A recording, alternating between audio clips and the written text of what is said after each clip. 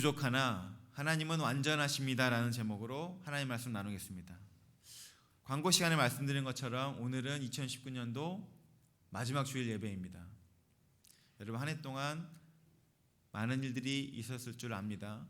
참 수고 많이 하셨습니다. 우리가 마지막 주일 예배를 통하여서 이 마지막 시간에 또 하나님께서 우리에게 주신 은혜를 또 받기 원합니다. 여러분, 마지막이라는 단어는 뭐가 있어야 가능합니까? 시작이 있어야 가능합니다.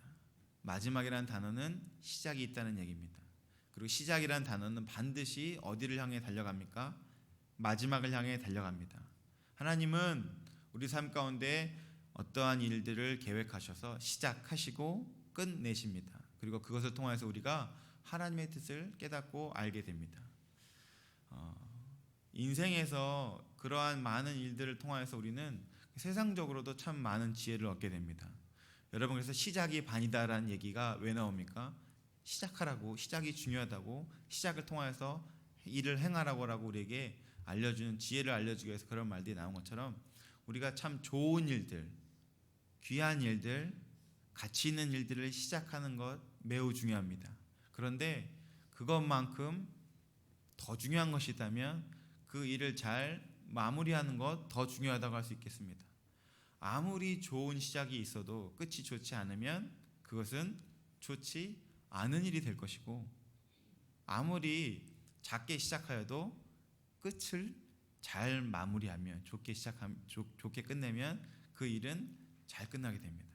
그래서 하나님은 이 마지막, 하나님의 영원이라는 곳에서는 마지막이 없지만 우리에게 시간, 처음과 끝이라는 시간을 주셔서 그런 것들 다시 한번 묵상하게 하는 것이죠. 사랑하는 성도 여러분, 이 마지막 주일 예배 하나님께서 우리에게 주신 특별한 메시지가 있을 것을 기대하시면서 내가 이 마지막이라는 송년 주일 예배를 드리는 나의 삶에서 다시 한번 하나님께서 세우기를, 회복하기를 원하는 것들을 깨닫고 그렇게 이루어가시는 저와 여러분 될 수 있기를 예수님의 이름으로 축복합니다. 오늘 이 마지막 송년 주일, 2019년 마지막 주일 예배 드리면서 말씀이 어떤 내용이냐면 솔로몬의 마지막 때의 이야기입니다. 솔로몬이라면 여러분 별명이 무엇입니까? 지혜의 왕입니다. 지혜의 왕. 그가 사는 방식, 생각하는 방식이 이 세상 사람들, 범인들과는 달랐던 그런 왕으로 평가된 지혜의 왕인데, 그의 말년의 마지막을 보면 과연 지혜가 있는 사람이었나라는 말이 들을 정도로 많이 무너진 삶을 오늘 열왕기상 11장을 통해서 우리가 보게 됩니다. 솔로몬의 마지막 때를 보면서 하나님께서 우리에게 무엇을 말씀하기를 원하시는지 좀 보기를 원합니다. 하나님께서 이 솔로몬의 마지막 때를 보여주시면서 우리는 어떤 것이 회복되어지고 온전해야 되는지에 대해서 좀 묵상하기를 원합니다. 첫 번째 보시면 솔로몬의 특이했던 것을 하나님께서 말씀하시는데 그것이 11장 1절에 나옵니다. 우리 같이 한번 11장 1절 함께 읽어볼까요? 11장 1절 시작. 솔로몬 왕이 바로의 딸 외에 이방의 많은 여인을 사랑하였으니 곧 모압과 암몬과 에돔과 시돈과 헷 여인이라. 솔로몬의 마지막 때에 보시면 성경이 어떠한 얘기를 처음 나누냐면 솔로몬이 많은 여인을 사랑하였다라고 이야기합니다. 그리고 그 많은 여인들에 대해서 사랑하였다는 것을 구체적으로 3절에 나오는데 뭐라고 하냐면 후궁이 700명이요 첩이 300명이라. 무려 1000명의 여인들이 솔로몬 왕의 아내가 되었습니다. 그리고 하나님은 이것에 대해서 2절에 뭐라고 말씀하시냐면 내가 그들과 서로 통혼하지 말고 서로 통혼하지 말게 하라는 그 명령, 그러므로 마음을 돌려 그들이 너의 마음을 돌려 신들을 따르게 하리라 하셨으니 통혼하지 말라라는 하나님 명령을 주셨는데 솔로몬이 여전히 그들을 사랑하였더라라고 얘기합니다. 여러분, 이 많은 여인 1000명의 아내, 여러분 한번 먼저 생각해 볼 것이, 한 남자가 1000명의 여인을 사랑하는 것이 가능합니까? 남자분들 가능하세요? 생각만 해도 늙어 죽을 것 같습니다. 어떻게 1000명의 여인을 한 남자가 사랑하겠습니까? 이 성경이 지금 천명의 여인을 솔로몬이 두었다는 얘기는 그가 여색에 빠졌다라는 얘기가 아니라 이 당시의 왕에게 많은 아내가 있었다는 얘기는 그가 강력한 왕이라는 것을 나타냅니다. 그러니까 우리가 궁전을 보면 막 금으로 도색을 하잖아요. 왜 도색합니까? 그것이 방부제 기능을 하기 때문에 그렇습니까? 오래 가니까 그런 거예요. 그 영광, 능력, 권세를 드러나니까 그런 것들로 꾸민 것처럼 왕이 첩이 많고 후궁이 많고 아내가 많다는 것은 그 왕이 그만큼 모든 나라 중에 대단하다는 거예요. 그러니까 옆에 나라가 아내가 5명이면 내가 그 왕보다 더 뛰어남을 어떻게 증명하냐면 더 많은 아내를 누리는 겁니다. 그러니까 이 당시 솔로몬이 많은 아내를 가졌다는 것은 그의 마음 안에 내가 이 모든 열국 중에 최고의 왕이야 라는 것을 나타내고 싶으신 겁니다. 나타내고 싶었던 겁니다. 그 마음 안에 자기가 왕 중의 왕이라는 것을 나타내고 싶었던 것입니다. 여러분, 우리가 2주 전에 솔로몬에 대해서 말씀을 나눌 때 그의 지혜가 어디로부터 왔는지에 대해서 묵상했을 때 그것을 그가 부르심에 순종함으로 얻었다라고 말씀을 나눴습니다.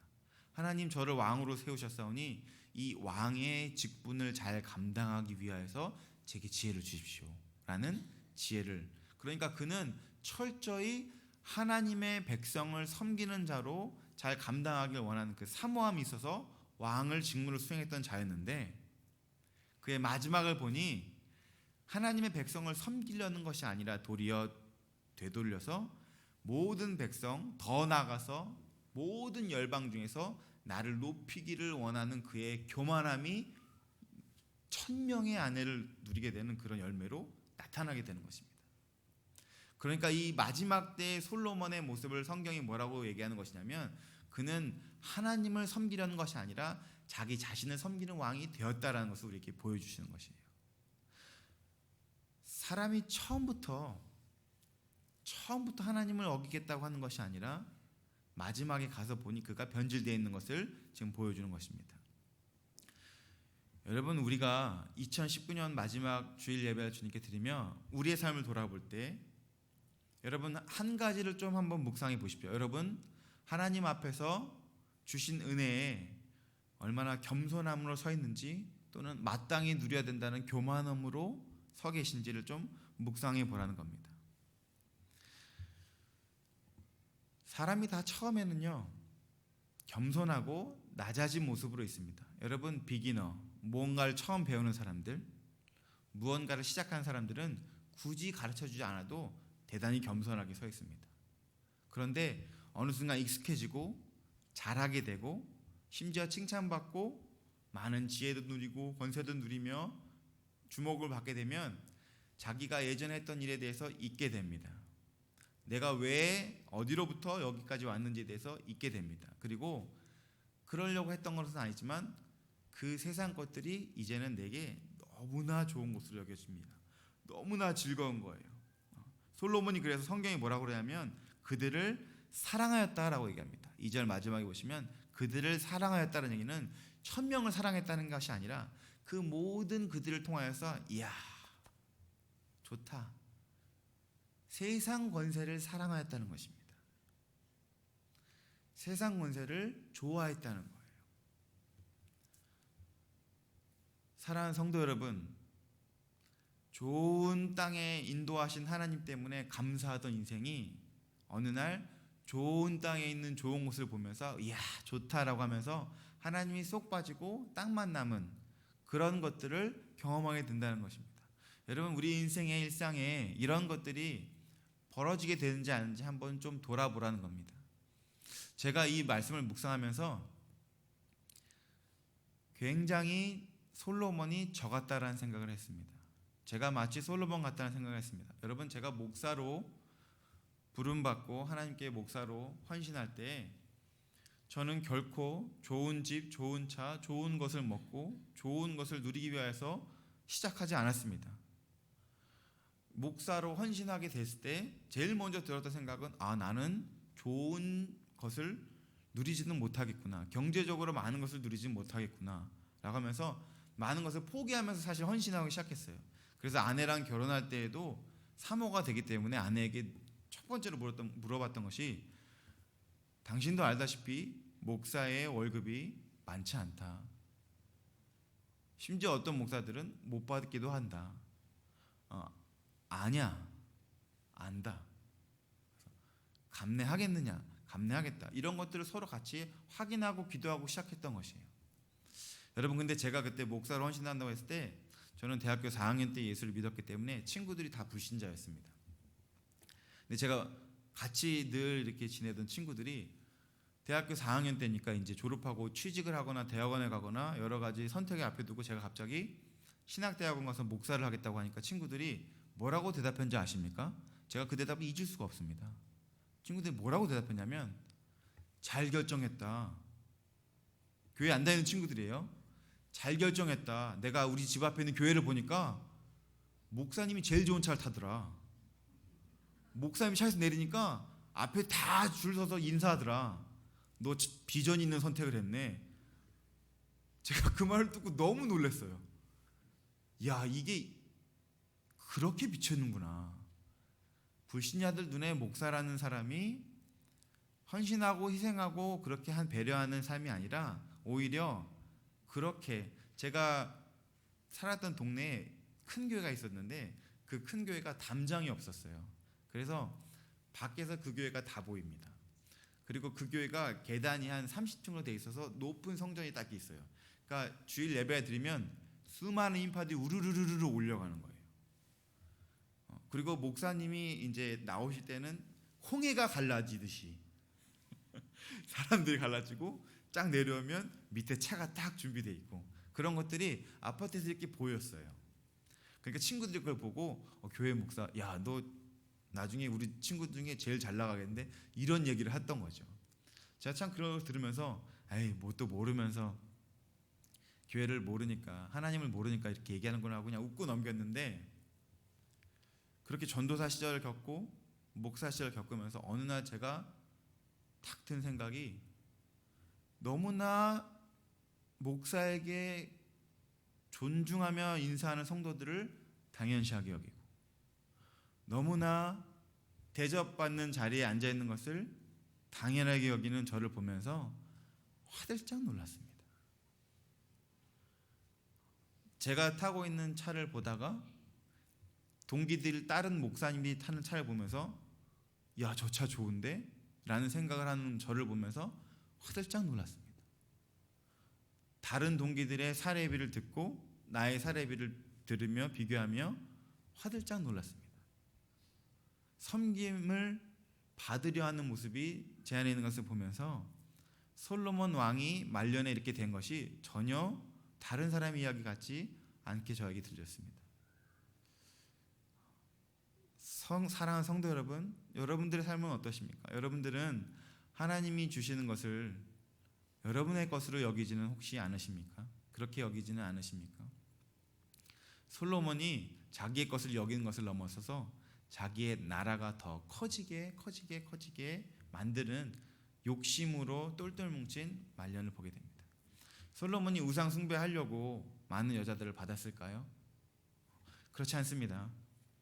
솔로몬은 아마 이렇게 생각했을 것입니다. 나라를 부강하게 하려면, 하나님의 나라를 더 강대국으로 만들려면 좁은 관점으로는 안 되고 많은 사람들을 포용해서 더 크게 만들어야 될 것이다라는 좋은 비전으로 시작했을 거예요. 그래서 이 나라와도 화친을 맺고 이 나라도 화친을 맺으면 우리나라가 더, 이 나라들이 다 자기에게 조공을 바친 나라가 되면 더 많은 나라를 다스리며 군림하며 나라 중에 나라, 큰 하나님의 나라를 만들 거라면서 오히려 그렇게 자기를 위안했을지 모르겠습니다. 그런데 그렇게 많은 사람들에게 인정받으려고 하고 많은 사람들에게 칭찬받으려고 하고 경배받으려고 하는 그의 욕심이 결국에 어떻게 이어졌냐면, 결국에는 그가 하나님이 아닌 다른 많은 신들을 섬기는 우상 숭배로 이어진 것을 보게 됩니다. 그래서 이 정욕, 세상의 정욕, 욕심이 잉태한즉 죄를 낳는다는 얘기는 그대로 가는 것입니다. 내가 하나님 아닌 다른 것을 사랑하기 시작하고 하나님 아닌 다른 것에 내 마음을 두기 시작하고 성경은 이것을 두 마음이라고 하는데, 두 마음을 두기 시작하면 사실은 하나님도 섬기고 다른 사람도 더 잘하게 되는 것 같지만 결국에는 하나님을 떠나게 되는 일로 이어지게 된다는 것입니다. 사랑하는 성도 여러분, 우리가 송년주일 마지막 주일 예배를 드리면서 다시 한번 우리 삶을 좀 되돌아볼 수 있기 바랍니다. 여러분, 우리 마음 안에 하나님 아닌 것이 자리를 잡기 시작하면 결국 그것은 하나님을 떠나는 일로 이어지게 되는 것을 기억하시길 바랍니다. 오직 하나님만이 우리의 삶에 좌정하셔야 될 유일한 분이십니다. 하나님 아닌 다른 것은 반드시 하나님을 떠나게 하도록 우리를 우상 숭배하는 자리로 몰아가게 됩니다. 솔로몬이 그렇게 하나하나 아내를 첩을 두게 되어서 결국 그는 결론이 어떻게 되었냐면 많은 우상을 섬기게 됩니다. 8절 보십시오. 그가 이방 여인들을 위하여 그와 같이 한지라 그들이 자기의 신들을 분향하며 제사하였더라. 9절에 솔로몬이 마음을 돌려 이스라엘의 하나님 여호와를 떠남으로 라고 얘기합니다. 하나님을 떠나기 위하여서 아내를 둔 것이 아니라 아내를 둔 것으로 말미암아 하나님을 떠나게 되었다는 것입니다. 결코 하나님 아닌 다른 것이 우리의 마음을 붙잡아서는 안 됩니다. 한 해 동안 무엇이 여러분의 마음을 사로잡았습니까? 지난 2019년 올 한 해 동안 무엇이 여러분의 삶을 가장 사로잡은 것입니까? 여러분, 그것이 하나님이 아니시라면 다시 한번 좀 겸손히 주님 앞에 회개하시길 바라고 오직 그 자리를 하나님만이 좌정하는 자리로 내어드릴 수 있는 저와 여러분 되시기를 예수님으로 축복합니다. 하나님 그것을 우리에게 솔로몬의 말년을 통해서 이렇게 보여주시는 것이에요. 세상과 하나님을 절대로 겸하여 섬길 수 없다는 것입니다. 우리가 이것을 보면서 하나님께서 두 번째로 우리에게 또 알려주신 내용이 있는데 그것은 무엇이냐면 그 이후에 나타난 결과들입니다. 하나님 그래서 11절에 이렇게 말씀하십니다. 여호와께서 솔로몬에게 말씀하시되 내게 이러한 일이 있었고 또 네가 내 언약과 내가 네게 명령한 법도를 지키지 아니하였으니 내가 반드시 이 나라를 내게서 빼앗아 내 신하에게 주리라. 그런데 재밌는 게 무엇이냐면 12절에 그러나 내 아버지 다윗을 위하여 너의 세대에는 이 일을 행하지 아니하고 너의 아들의 손에서 빼앗으려니와 라고 얘기합니다. 하나님이 솔로몬의 하나님을 떠난 그 두 마음, 하나님에서 돌이킨 마음 때문에 솔로몬을 심판하겠다고 하시는데 심판이 뭐라고 하냐면 너한테 심판 안 하고 너가 다스릴 때 심판 안 하고 너의 아들의 손에서 빼앗겠다라고 얘기합니다. 여러분, 요새 이 시대의 풍조에서 제일 많이 드러나는 게 무엇이냐면 보이는 것만, 만져지는 것만, 느껴지는 것만, 이해되는 것만이 중요하다라는 그런 실증주의가 새롭게 다시 또 많이 나타납니다. 그래서 지금 현실적인 것들, 실제적인 것들을 굉장히 중요하게 여겨요. 그러니까 반대급부로 뭐가 여겨지냐면 보이지 않는 것, 아직 오지 않는 것, 애매한 것에 대해서, 미래의 것에 대해서는 그다지 중요하게 여기지 않습니다. YOLO라는 말 들어보셨어요? YOLO, YOLO. You only live once. 너 한 번 산다. 욜로족. 너 한 번 산다. 즐겨. 이겁니다. 이 요새 시대 풍조예요. 그러니까 그 다음에 일어난 일들에 대해서 전혀 관심 갖지 않아요. 눈앞에 보여지는 것에 관심을 가져요. 그러니까 그런 사람들에게 이 말 들으면 야, 솔로몬 럭키네. 그렇게 하나님 분노하게 하고 노엽게 하고 죄를 졌는데 일단 그가 사는 동안 죽는 날까지는 하나님 심판 안 하시니까. 여러분, 이렇게 생각할지는 모르겠지만 하나님은 지금 솔로몬에게서 심판을 하지 않겠고 너의 아들에게 사겠다는 얘기는 기억해야 될 한 가지가 뭐냐면 심판은 반드시 이루어진다. 심판은 반드시 이루어진다. 그리고 이 심판은 하나님의 목적을, 하나님의 뜻을 이루기 위해서 이루어지는 것이기 때문에 타이밍이 하나님 손에 붙들려 있다는 것을 하나님의 주권에 대한 것을 우리에게 말씀하는 것입니다. 그러니까 심판을 내가 피하고 싶다고 피할 수 있는 것도 아니요, 심판을 내 방식대로 받고 싶다고 받을 수 있는 것도 아니며 전부 다 이것이 어디에 달려있다는 것입니까? 하나님에 의해서 결정된다는 것입니다. 여러분, 그러니까 우리가 마지막이라는 단어를 자꾸 묵상하면 어떤 것을 알 수 있냐면 마지막은 철저히 하나님의 영역의 단어입니다. 내가 아무리 마지막을 빨리 땡겨받고 싶어도 마지막 오지도 않고, 내가 아무리 마지막을 늦추려고 하려도 마지막이 늦춰지도 않고, 피한다고 피할 수도 없고 반드시 이루어지고, 또한 하나님의 때에 하나님의 방식으로 이루어지는 것. 그러니까 우리는 그 앞에서 아무것도 할 수 없는 존재가 됩니다. 여러분, 그러니까 마지막이 되면 사람이요 딱 한 가지 진리 결론을 내게 되는데, 하나님 아닌 다 아무것도 의미가 없다는 것을 알게 됩니다. 왜냐하면 마지막이 하나님께 속해 있는 단어이기 때문에 그렇습니다. 하나님에게 주어진 단어가 마지막이니까 마지막 때 가면 내게 필요한 것은 오직 하나님 한 분입니다. 마지막 때에 가면 다른 게 남는 게 없습니다. 그리고 마지막 때의 심판 때는 반드시 하나님의 때에 이루어집니다.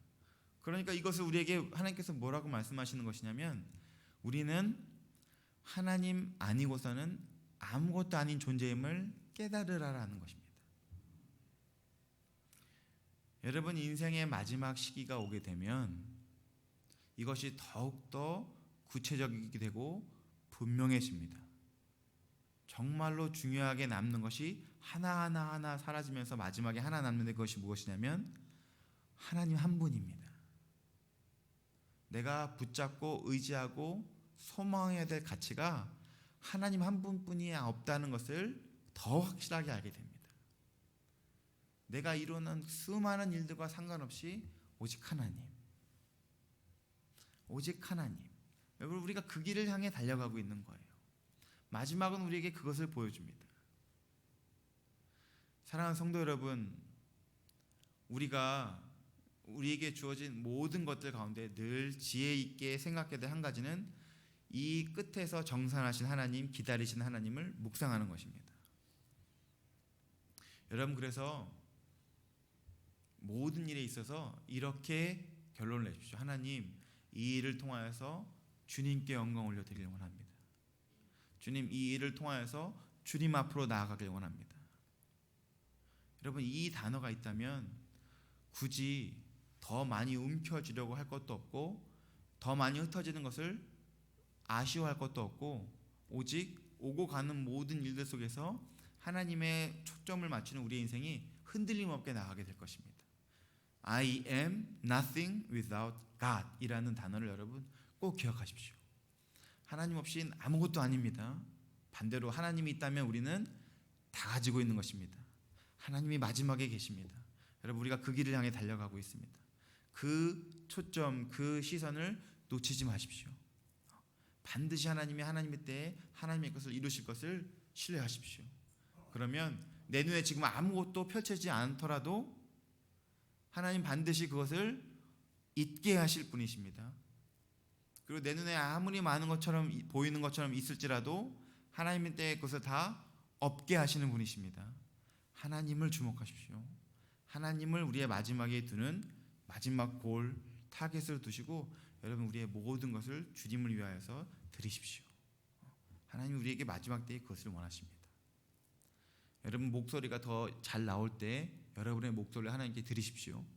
여러분, 아직 돈을 더 벌을 수 있는 나이 때, 은퇴하지 않으셨을 때 더 주님께 드리십시오. 여러분 손에 힘이 있을 때, 무릎을 세울 수 있을 때 주님을 위하여서 뛰십시오.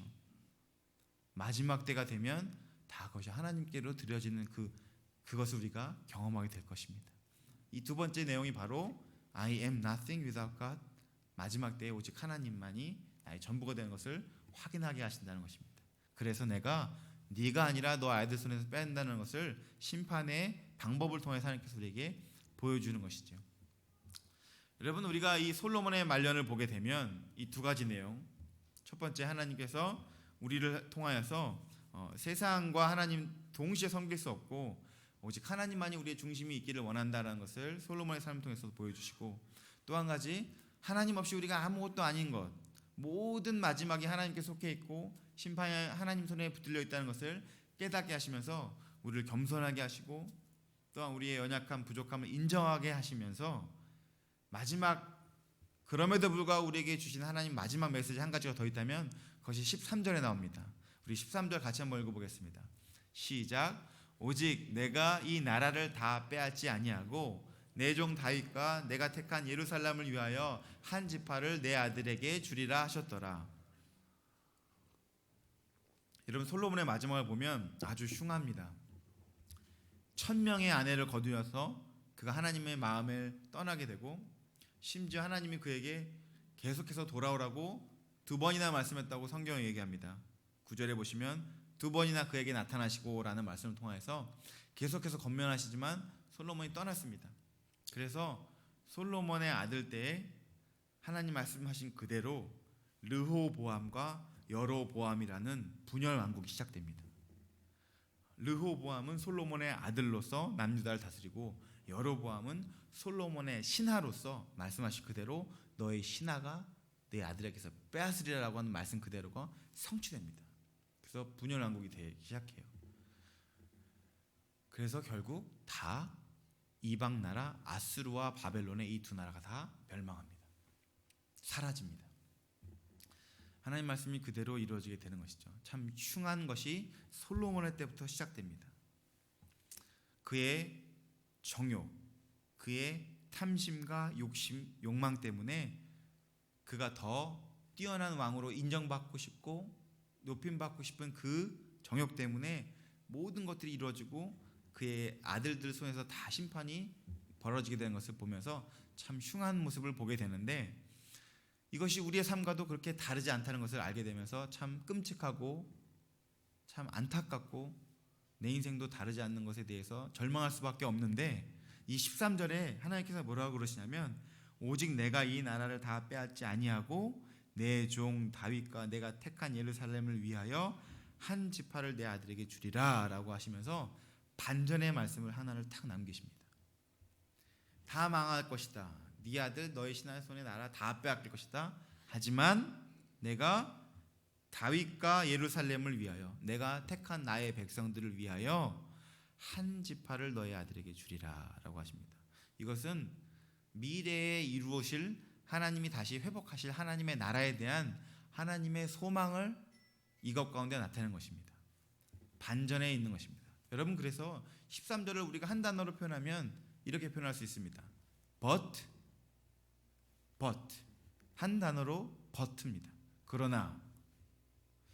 여러분, 솔로몬의 삶을 보면 우리가 나눈 대로 우리와 다르지 않습니다.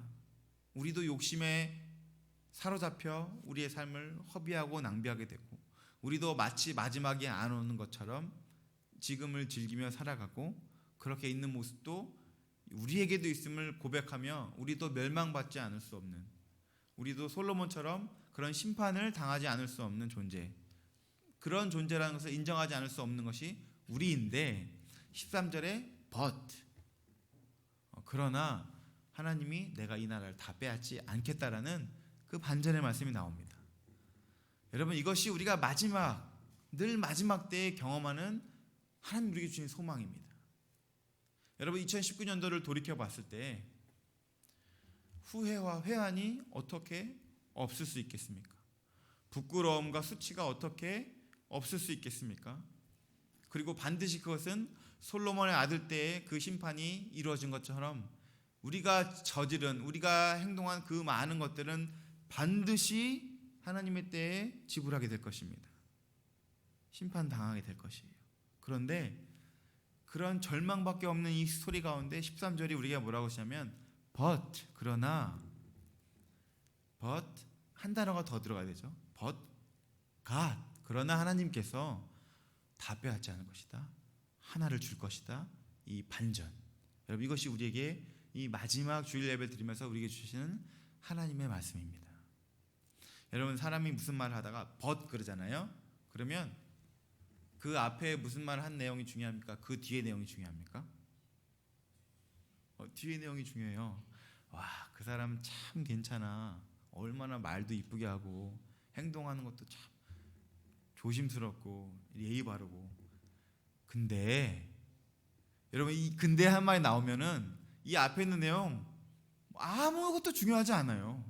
근데 그러면 뒤에가 전부입니다.